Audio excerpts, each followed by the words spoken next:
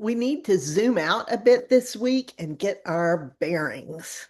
We've been through the opening of the seven seals on the scroll. We saw how the seventh seal wasn't really an event in itself, but was made up of seven trumpets, the last three of which were so terrible they are called the three woes. There are still seven bowls to come, but those won't happen for a bit because John is about to spiral back through the story and give us some more depth and context. If you remember from a couple of weeks ago, Revelation is not laid out in the strictly chronological way we Westerners are accustomed to. John is telling the story in a much more Eastern style, in which he gives the outer shape of the story, telling us the beginning and the ending, and then spirals back over and over, giving us more detail each time as he builds towards the climax. For example, in last week's class, we saw a period of 3.5 years a couple of times. There were the 3.5 years the two witnesses testify in Jerusalem, and we saw the 3.5 years that God's people were to be handed over to the boastful horn in Daniel's dream. The woman wearing the laurel crown of 12 stars hides in the desert for 3.5 years. And the red dragon goes off to wage war on the woman's other offspring, which we'll find out will be for 3.5 years. Are these all different time periods that happen one after the other? Or are they the same 3.5 years that John is spiraling back to over and over? Well, Eastern storytelling like this is like a painting in which the artist sketches the shapes roughly in charcoal first, then adds line drawings, and then adds color, and finally adds shading to make it fully dimensional. Since our Western minds get thoroughly turned around by this kind of storytelling, this seems like a good time to stop and look at our map. Wait, there's a map? What map? Yes, there is.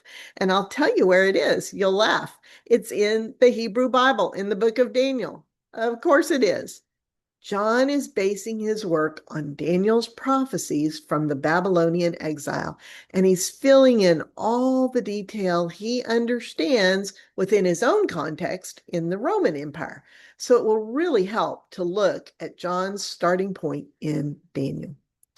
At the end of Daniel 9, the archangel Gabriel gives Daniel an interpretation of some of his visions. Gabriel tells him it will take 70 sevens for everything to be fulfilled that must be. Now, the Hebrew word for seven in the context of a time period just means seven somethings, whether it's 7 days or 7 months or 7 years, depends on the context. The angel has a whole list of things to be fulfilled. So to determine what length these, quote, sevens are, we need to know what has to be fulfilled in this time frame. Gabriel says that during this period, the Jews will restrain or push back the revolt. Now, most translations say finish the transgression. But I think we lose the connotation of the words if we call it transgression, which has a lot of baggage for us. And yes, the Hebrew word transgression does mean sin, but the specific sin in view with this particular word is rebellion or revolt. Now, during this time, sin, vision, and prophecy will all be sealed. Just imagine these things being rolled up in a scroll and sealed. The idea seems to be they will come to an end. Sin will end.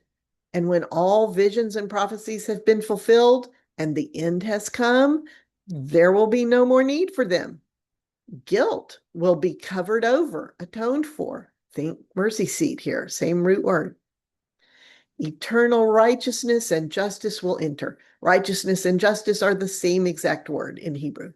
And finally, the most holy will be anointed. Now, most translations insert the word place here, but in the Hebrew Bible, anointing is typically done for priests and kings. So it is much more likely to mean the most holy one as in anointing Jesus as king. And that's the translation I think makes the most sense. Overall, this is a picture of everything finally coming to fruition and completion in the end time. So, whatever time periods these are, they have to take us all the way to the very end. Now, fortunately, Gabriel gives Daniel some more specific information as to the timeline involved. He says the 77s begin when the decree is issued for Jerusalem to be rebuilt. Now, Jerusalem was destroyed by the Babylonians, and we know from later biblical record in Nehemiah 1 that this decree was issued in March or April of 444 BCE. Now, the book of Daniel is set during the Babylonian captivity, which is roughly 150 years earlier than this. But based on textual evidence in the book, most scholars believe Daniel was actually written in retrospect, around 165 BCE. And I also tend to go with the later date. Then Gabriel says there will be 7, quote, sevens and 62 sevens. Now, no one knows for sure why Gabriel broke this total of 69 sevens into these two pieces. Now, assuming the, quote, sevens represent sets of 7 Hebrew lunar years, the first set of sevens would end around 396 BCE. Now, I searched to see what happened in that year. Aha! The nascent Roman Republic succeeds that year after a 10-year siege, doubling their territory. This is their very first major expansion. I think it makes a ton of sense that the first break marks what could fairly be said to be the beginning of the Roman Empire. Now, P.S., if you were in the class series on the exile and the return, you may remember that at that time, I couldn't find any significance for this break at 396. So I'm glad I thought to double check while I was writing this class series on Revelation. This makes perfect sense to me. I mentioned lunar years a moment ago. We have to remember that the Hebrews did not count in 365-day years like we do. They used a lunar month of 30 days with 360 days per year. So if we do the math on 69 sets of lunar years, that's 173,880 days. If we convert that to our 365-day years, that would be 476 years. It's 444 years to 0, which is where we switch from BCE to Common Era. A total of 476 years, which the angel is prophesying, would make the end of the 69 sevens fall at 32 Common Era. What significant historical event happened around that time? You've got it. Jesus was crucified. I personally think the best estimate of the year Jesus was crucified is 30 Common Era, but close enough, 3032, whatever. And what's absolutely crazy is that Gabriel says that the end of the 69 sevens is when the Messiah, the prince or ruler, will come and then will be put to death. Isn't that amazing? Even though there's argument among scholars about when Daniel was actually written, everyone agrees it was written at least 150 years before Jesus was even born. So this is a remarkable prophecy, no matter what date you assign to Daniel. After the 69 sevens, Gabriel says, Jerusalem and the temple will be destroyed. And that actually happens in 70 Common Era. That's a lot later than 7 more years after the death of Christ. So Gabriel has only really accounted for 69 of the 77s. What about that last set of 7 years, the 70th seven? Where does it fit in? All we know is that there must be a gap after the end of the 69 sevens. And that makes sense because otherwise Gabriel would have just said there will be 77s. But he said there will be 7 sevens plus 62 sevens for a total of 69, and then the end will come. He didn't tell us how long that gap is between the end of the 69 sevens, which marks the death of the Messiah, and the very end, the final 7. Gabriel just says that wars will continue until the end, and the desolations decreed happen. But even though he doesn't give a timeline, he does have something to say about the events of the final set of 7 years, whenever they do occur. Gabriel says the ruler during that time will come from the people who destroyed Jerusalem and the temple. Ah, that's the Roman Empire. That is a historical fact. It may or may not have happened when John wrote Revelation, but Rome was certainly a grave threat to Jerusalem and the temple, even if John was writing before 70 Common Era. We, however, are 1,500 years past the fall of the Roman Empire. So if the ruler during the last set of sevens is from the people of the Roman Empire, is this a spiritual view of him? Does he rule in this sort of, quote, empire tradition? All of this is open for interpretation, but Christians generally see Western civilization and democracy, as well as its military aggression and expansion of technology, as a continuation of the Roman footprint in the world. If you're going to try to take Revelation literally, you would have to agree with this. And it's frankly not a big stretch. So whenever this final 7 years begins, this ruler from the people of the Roman Empire will make a treaty for 1/7. So a treaty for 7 years. And it says this treaty is with, quote, many. Gabriel doesn't exactly specify who this might be. But Gabriel says in the middle of this 7, this ruler will stop sacrifice and offering. So that makes it sound like this treaty may have originally been with the Jews to allow them to restart worship in the temple, and that the ruler reneges on the treaty halfway through. A temple doesn't exist nowadays, and I can't imagine that we'd ever restart animal sacrifices. But I can imagine Israel being all over any offer of rebuilding the temple in Jerusalem, right? Even right now, even today. I can imagine that sacrifice and offering might be monetary or acts of service or something symbolic but costly.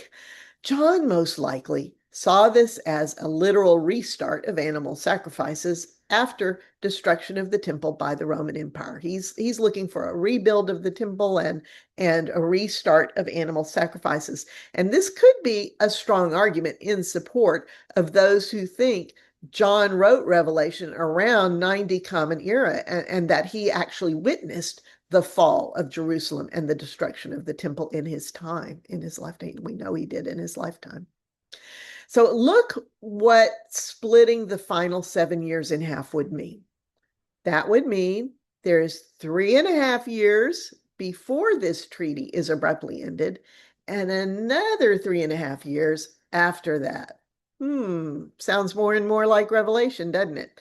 I'm beginning to see where John is getting his 3.5 year periods from. The Hebrew is awkward to translate into English here, but when this treaty is broken, Gabriel says, on the wing or edge of abominations will be the one who causes desolation or devastation until his destruction is poured out on him. Now, this seems to be associated with the breaking of the treaty related to the temple. So it seems likely that the temple, once it's rebuilt, will be horribly desecrated in the middle of that 7 years by this ruler until he himself is finally destroyed, presumably at the second coming of Jesus. So we're still back in Daniel, right? We're talking about what the angel is saying way back in Daniel. In the vision in chapter 7 of Daniel about the beast with 10 horns and that one boastful horn or ruler. Horns are rulers in biblical prophecy. The angel tells Daniel that by his cunning, this ruler will cause deceit and treachery to be profitable, and he will exalt himself and destroy many in their prosperity. He will even exalt himself against the Prince of Princes, presumably Jesus, but he will be broken without human intervention. Daniel is told that this ruler will speak pompous words against the Most High and will continually harass the people of the Most High. He will make plans to change the times and the laws, and the holy people will be given into his hand for a time, times, and half a time. That's 3.5 years, a year, years, and half a year. That would be the second half of the final 7 years because it's after the desecration of the temple. But the court, now Daniel, the prophecy in Daniel is speaking of a heavenly court here. The court will sit and will strip this ruler of his dominion and destroy it forever. And the sovereignty of all the kingdoms under heaven will be given to the people of the Most High, whose sovereignty is over all kingdoms forever and ever. So to summarize, this deceitful ruler, who is the little horn that arises out of the people of the Roman Empire, will rule during the 70th set of 7 years, called the 70th seven for short. He exalts himself and double crosses those who prosper under him. He'll start up by cozying up to the Jews, but after the first 3.5 years, he'll break their agreement and desecrate the temple, stopping all offerings and sacrifices. Then, during the second 3.5 years, he actively opposes God and sets himself up against God. God's people, presumably Israel, certainly in John's eyes, will be given over to this ruler, and there will be great distress while this ruler oppresses them. Then the end will come. Now, peppered throughout Daniel's visions about this period are several specific time frames within this 7-year period. I'm not sure they're all that helpful as they don't add much more than what we've got here. I'll give you a link in the study guide to a chart showing all this detail in case you want to look at it. For our study of Revelation, it's this final 70th seven that John is embellishing on. And he sees it as happening very soon. And it really helps to have this general map in mind so we can keep the various 3.5 years in order. So let's see where the things fit that we've already covered. We've had all those events of the first 7 seals and trumpets. Those have been pretty extreme. And it's possible they span the entire 7-year period. But I tend to think they happened during the first 3.5 years. Now, this entire 7-year period is aptly called the tribulation. But things get a lot worse in the second half, so that second half is called the Great Tribulation. Also, during this time, we know the Jews are in the temple because John was told to measure the temple precincts where they're worshiping. And this tells us that at some point, a temple gets rebuilt in Jerusalem. Sacrifices and offerings are being made.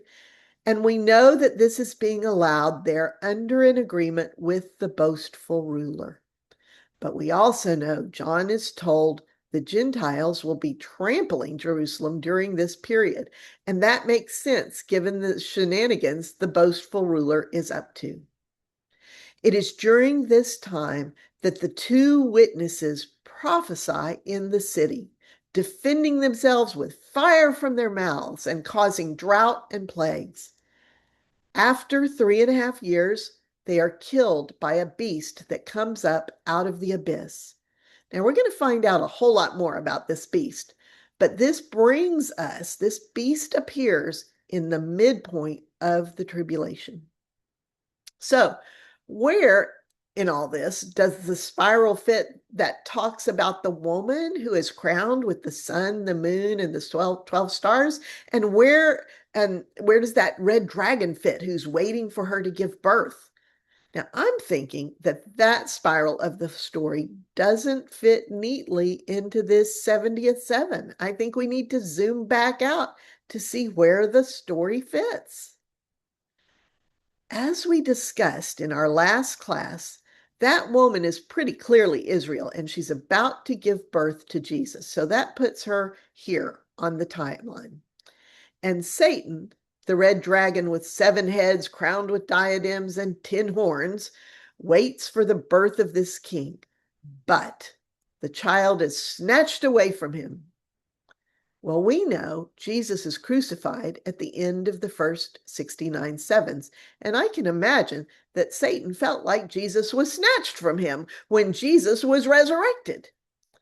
In John's story, Satan then goes off in a rage to make war on the rest of the woman's offspring. What is super interesting to me is that it is at this point that John describes the great battle in heaven between Satan and his forces and the archangel Michael and his forces. And when Satan loses, he loses his place in heaven and is thrown to earth. He retains all his power, but he loses his place. It is here that a loud voice in heaven declares, "Now the salvation and power and kingdom of our God and the authority of his Messiah Christ have come, because our accuser has been thrown down. They overcame him because of the blood of the Lamb, the word of their witness or testimony, and because they were willing to sacrifice their lives. Rejoice, O heavens, but woe to the earth and the sea, for the devil is furious because he knows his time is short." So seeing the timelines together like this is so helpful. It puts a new spin on the significance of the resurrection. It is the time in which Satan is thrown down to earth, the time in which he loses his place in heaven, even though he retains his power. So this is the time we're living in now, right? This goes a long way towards explaining the intensity of evil in the world today. In John's story, the woman then flees to a place in the wilderness that has been prepared for her by God, and she hides there 3.5 years. Now remember that when John writes Revelation, Jesus has already been resurrected. John knows his 7 churches are facing an immediate period of tribulation and persecution. He's trying to set their coming struggles in a frame of cosmic importance in direct relation to Jesus' resurrection. John is a student of the Hebrew Bible. He believes they have now come to Daniel's 70th seven. So when John says the woman Israel flees to the wilderness for 3.5 years, he's talking about Daniel's first 3.5 years. He thinks it's starting now. He doesn't know there's going to be a 2,000-year gap. So we have to remove that gap when we're interpreting Revelation, or we will misinterpret it. And most interpreters forget to do this. Most interpreters will tell you the 3.5 years is that period when Mary and Joseph and the baby Jesus were hiding in Egypt. But it doesn't make sense for John to refer to that event in this context. It makes much more sense if you realize he's actually referring to the first half of the 70th seven. John just thinks there's no more gap in the timeline. All right, so all this stuff about the woman, the red dragon, and the wilderness is the spiritual view. The literal view, as we've seen, is that during the first 3.5 years, the Gentiles are allowed to trample Jerusalem, but because of that treaty, they're not allowed to prevent temple worship. Phew, all right, pause for a breath. We've synced our timelines between Daniel and Revelation. We have this overall map in our head now, and we're ready to pick up John's story. We are at the midpoint of the 70th seven. John has cryptically said that a beast from the abyss kills the two witnesses, but they're resurrected and taken to heaven. And now we get to some of the most famous parts of Revelation. This next bit is another spiral. John's going to spiral back and give us the backstory of this beast from the abyss. This is a spiritual view. We know that because it starts with the red dragon. As the scene opens, the dragon stands upon the sands of the sea. He calls forth a beast with 7 heads and 10 horns with 10 diadems. Now, wait a minute. That sounds familiar. The dragon also has 7 heads and 10 horns. The difference is that the royal diadems are not on the heads of the beast like they are on the dragon, but are on its horns. The diadems are on the kings or rulers who represent this beast. That's interesting. The red dragon, Satan, has called forth a beast made in his own image. On each of the beast's 7 heads is a blasphemous name. John says the beast looks sort of like a leopard, has feet like a bear, the mouth of a lion. Well, all of those were characteristics of the first 3 beasts that were in Daniel's vision. They represented empires that preceded and gave birth to the Roman Empire. What's super important, though, is that the dragon gives this beast his power, his throne, and his immediate jurisdiction. Now, this is a big deal. John is saying the Roman Empire transfers its power and jurisdiction to this beast. Now, right off the bat, John notices that one of the beast's 7 heads looks like it had received a fatal wound. But the fatal wound has been healed, and the whole earth is amazed at that. People worship the beast because of all of this, and also worship the dragon because they realize he was the one who gave all this power to the beast. Now, honestly, this is a sick and twisted imitation of God the Father and Jesus the Son, isn't it? Well, it gets worse. The beast is allowed to blaspheme God and all that is holy for 3.5 years. We knew that. The beast must be the spiritual representation of the ruler described by Daniel, the ruler who is given power during the 70th seven. And we know from Daniel that in the second 3.5 years, he will break the treaty and will begin persecuting the people of Israel.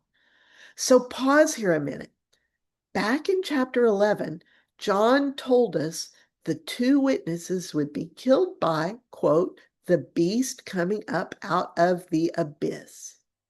Now, when we read that, we didn't have any idea what beast John was talking about. But now that he's spiraled back and given us the beast's backstory, we know that the beast that kills the 2 witnesses is the same beast the dragon calls out of the sea in chapter 13. So in chapter 13, the beast is called from the sea, whereas in chapter 11, John says he was from the abyss. Both of these are spiritual views, but one is in the chapter about the 2 witnesses, and the other is in the chapter that gives the beast backstory. And that means that John is equating the abyss with the sea, spiritually speaking.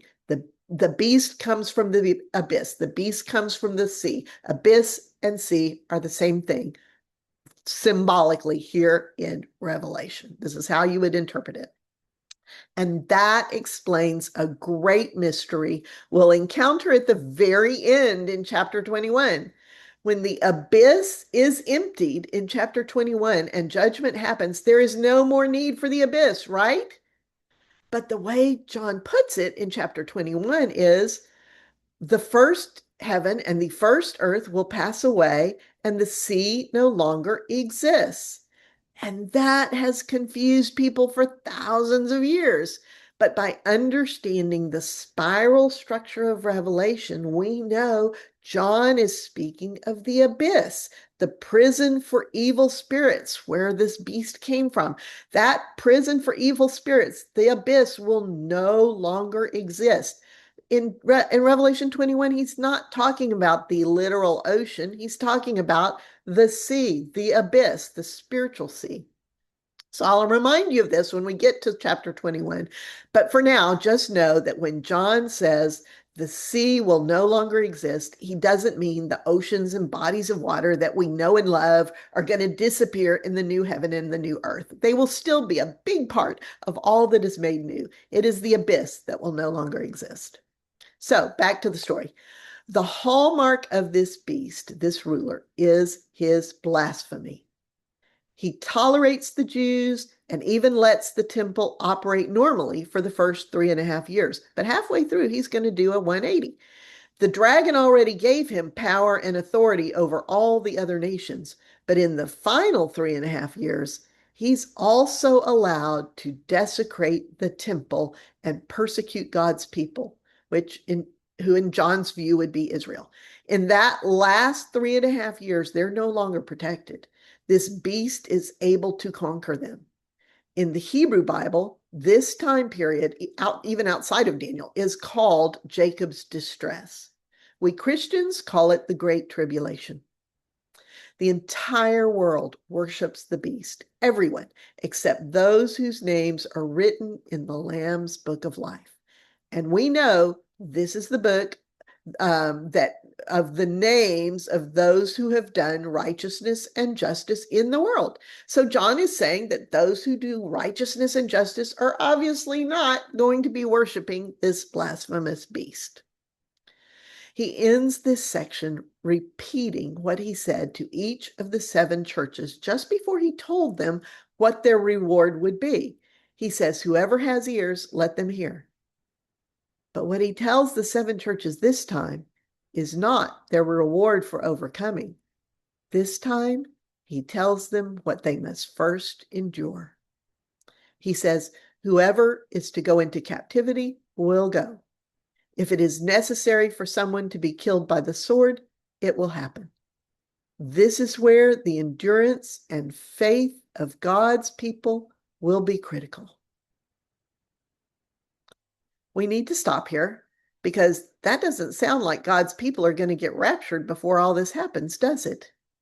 We'll start with that question next week. We're going to go into the rapture next week. But for now, let's ponder Daniel's timeline for a bit. What did y'all talk about and what did you think? Joe, you want to start with what you said about the clues? So, sure. I started with, I don't know what to do with any of this, because I get the reference to Daniel and I get that the timeline works. But then, so I made the comment that my newest granddaughter, she has 2 markers. So instantly, what do all of us do? We spiral into the future and we create things based on a clue of this and a clue of that and a clue of this, when the truth is, we don't know. We don't know. And I kind of think that's where I stand on this. That maybe it's just a lot of supposition. And can I be completely wrong? Of course. But as we talked about, if this is heaven on earth, because I think that we do a whole lot of, and Martha, how about if you jump in and talk about the Jewish part, the Jewish philosophy on God? Okay, sure. So a friend of mine who goes to church with me spent some time in a Jewish Reform congregation.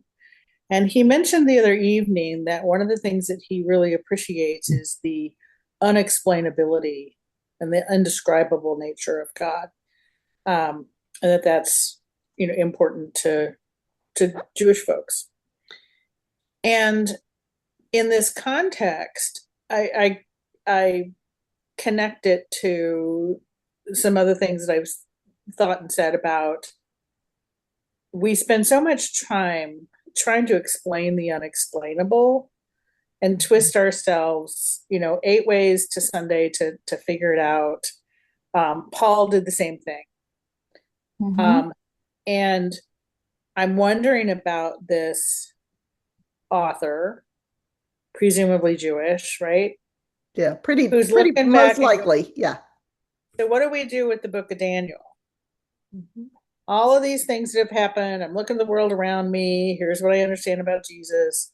Oh, wait, there's this book of Daniel. I got to do something with that. Yep. Whether Daniel was intended for this or not, he needed to go back and look at this book that's in the Jewish canon. That he needed to do something with that, whether something needed to be done with that. Well, yeah, he can't. He's saying if Jesus is coming imminently, he can't come unless all these things happen. Oh, I know the other thing was how Prophecy does has to be fulfilled, right? right. Yeah. And I wasn't in the class around the time of the Daniel discussion, so I don't know where you all landed on that. But Mhm. how does Daniel get to be a prophet of the future when we can generally talked about prophets being prophets of the present? Yeah, exactly. Um, they tend all Hebrew prophets, almost 100% of them. If you go back and read their prophecies, they are sent to a particular king, to a particular people, in their time frame, and they Yeah. prophesy right to them by name. I mean, they call them out by name, and they say, you know, you need to straighten up and fly right, and here's what's going on, and if you don't do it, all these terrible things are going to happen. Natural consequences, right? You're depending on these nations are going to overrun you. Not cool. But almost every time in the as the Holy Spirit is speaking to this prophet, he morphs over to what happens after that. It's like the Holy Spirit has this arc, and it always arcs into this time of peace and restoration, and how God is going to draw them all back from their destruction and heal them entirely. They will know him. He will dwell with them. They will dwell with him. It happens over and over and over and over in prophecy that they start concrete and they morph into this future period. Okay.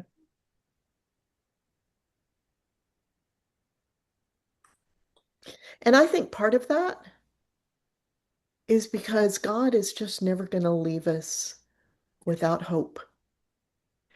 God is never going to leave us, and God is never going to leave us without hope, without knowing there is something beyond our suffering. In the Hebrew language, there's a guy who does some great work named Jeff Benner who does a lot of work with how the language is constructed, and he talks about a lot what other scholars talk about as well is that Hebrew is a language of concreteness of things, not abstract ideas. And so hope is an abstract idea. So is faith. The word, yeah, exactly. The word for hope in Hebrew is the exact same word as for the rope that the prostitute Rahav let down the wall of Jericho for the Jewish spies, Oh, for the Hebrew Oh. slave. Okay? It's our rope. Hmm. That is what, that is how they convey hope in their language. Oh. Kind And of that like a is what these lifeline, prophecies are. Okay? They are this rope. kind of So like a lifeline, Gail. Yes, yeah. exactly. do you see the writer of Revelation operating in the same way? Yes, I do. Now, he does not strike me. He is not writing like the Hebrew prophets wrote. I mean, if you read the Hebrew prophets, how he writes is very different. You know, the message is very different. And it really makes me feel like he's writing a story and filling these bits in. Yes. Um, but but That said, he does follow that same arc. He does because he has to. He has to get to a place of of of everything being resolved and God and everything being good and everything and all evil, being dissipated. It just evil flees from God. Um, is he a Hebrew prophet? I don't know. I think he's writing a story. I think he's Yeah. trying to tell his congregations here is how this stuff could work. It's got to work. Here's how he sees it. Is it inspired? Is it true? Is it literally what's going to happen? Who I knows? think all of Scripture is inspired. I think it's all helpful. I think Revelation, there was a good reason it was maybe in the canon, maybe not. Mhm. I think we should take all of this filler with a grain of salt. So on that I note, think we do ourselves a disservice trying to make it literal, trying to say, oh, yes, it's that politician, or it's this thing, or it's that thing. People have been it's doing the that for spiral. thousands of years. That's Yeah. not the point. I think it's much more helpful to simply say, what is this telling us about God? Mhm. It's the spiral. Yeah, and just leaving it at that. So, I think all of this tells us a lot about people, mhm. Mm. but people are, flawed and imperfect and all of that. If we can sort of separate that or let that fade to the background and focus on what does this tell us about God? I remember taking a study series years ago when my husband was alive called Disciple, and there were like four different, and they were school year long studies. Wow. And the question it asked about everything we read was, what does this tell us about God? And I got so annoyed at that question because I wanted to know what it instructed me to do, not what did it tell me about God. And now I wish I could go back and redo that with the lens, with the filter for what does this tell us about God? And if I've gotten nothing else, and of course I have gotten so much more, but if I've gotten nothing else from this gentle ramble, it's looking at who God is, what he is, how he is, and that hope and love and getting to know who he is. And I think the rest of this is kind of superfluous. We're not going to know. I was saying in our group, the tribulation and then the great tribulation is makes me sad to think that there's going to be times that it's worse than it is right now Yeah. because there's so much bad going on in the world. I just watched a show about child sex trafficking, and there are more children in slavery to that business, because it is a business, than there have been slaves throughout the entire history Hmm. of the world and certainly of the US. And I mean, it's just sickening to think about that. And that's just one aspect of evil. And to think that it's going to get so much worse What if this is the makes worst me thing? What if it's an ebb and flow? Mhm. maybe, yeah, I don't know. Exactly. I think At that the I end of think our conversation, also just I would pair this with, I want to point out to you that Jesus pairs who is God, what does this tell me about God, and what is God, with Mhm. how we treat each other and what we do. Sure. It's Yeah. never a we're just going to look in the sky kind of thing. No, Okay. no, no. Yeah. Yeah. It's really, really important to pair those two things. And what John is trying to tell his congregations is hang on there and continue, even though it's hard. Gail, the way you told the story today, you used really literal language for Satan losing Satan's place in heaven, Satan now resident on earth with all of Satan's power. And you told that really matter of factly. Mhm. Um, is is that were you telling the story or is that what you believe? I I see. all of Revelation as an archetype, an archetypical story. Okay. And so are the people at events. I see good and evil in Revelation. And throughout, and it is being told from a Hebrew perspective. I'm trying to honor John's perspective. That's why I'm telling it like that. I'm Okay. trying to tell it like he would tell it. Okay. Okay. While also pointing out to you the pitfalls and the context and all the things. But I will say that it is a very Hebrew concept that Satan was created at the uber level, even above the archangels, quote, morning star, just the best of the best, and somehow thought he should be better. He deserved better than that, and that he should be God, basically. That is a very Hebrew kind of understanding. There is definitely an understanding that Satan enters in and out of heaven and goes to and from the world and heaven, just as the rest of the angels do, like the angels do, and that God has dialogue with Satan, and that Satan has certain powers, like in the Hebrew understanding, angels have particular responsibilities over particular nations, like Michael over Israel, and some of the other angels over Persia, et cetera, et cetera. So and Satan's is perceived as being the whole world, right?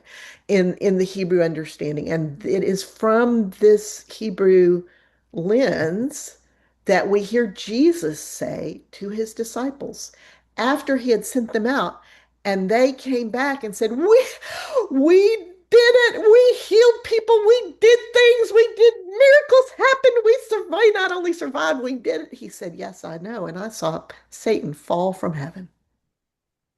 This is the context he's speaking from. Mm. Martha, I want to follow up with something that you mentioned at the end of our thing. You said something about Dr. Amy Jill Levine or Levine, Levine. and that her work on it. And then Julie mentioned she'd taken a class. And so while the break was transitioning, I typed in Amy Jill Levine thoughts on Revelations. And she says, according to her, that it's an intense, highly symbolic product of intergrouped sectarian conflict, arguing that its infamous synagogue of Satan references target non-Jewish outsiders or Gentile interlopers rather than Jesus. And her warning for misinterpretation is that failing to contextualize apocalyptic and polemic phrases or polemical phrases in texts like Revelations leaves them open to be weaponized, historically feeding into Christian anti-Judaism and modern anti-Semitism. Responsible reading would be to acknowledge how first century rhetoric functioned internally so that modern interpreters do not perpetuate hatred or super suppression and suppressions against Jews. Yep. Thank you. All of the above. Yep. Kind of just like, like you were saying, modern text, old text. Yeah. Yeah. Through And the I'm lens glad, of. I appreciate you pointing that out, Martha, also that I'm using John's voice. I'm glad that you let me clarify that. Yeah. So pretty interesting, huh? Gayle, It really is. studying how many weeks? Julia, let's do Julia first and then Martha. I was just going to say, this all reminds me of, it's been many, many years, maybe 25 years since I read it. But when I read the Spinoza's on God and the rabbit trails it took me down, this reminds me of that so much. So much. Yeah. And it's been a long time. I find that book. Refresh. Martha, what were you going to add? Oh, I was just going to say something that was actually probably kind of snarky about how many weeks are we going to spend on Revelation? I tell you what, we're about to spend 2 weeks on the rapture. because that has had such an impact on Christian belief and Yeah. Christian actions Mm, and Christian yeah. how Christians walk in the world. And I want you to know what there is to know about it. I was just going to spend one, but I went back and I put a second one in because I was like, I can't leave out the stuff I was going to leave out. Just can't do it. They need to Yeah. know this. So really, we've got 2 weeks on the rapture, which is like a side trip. And then we'll come back and we have 3 weeks to finish Revelation. Okay. All right. Hang in there. You can do it. Love you all. See you next Love week. you too. Bye. Bye.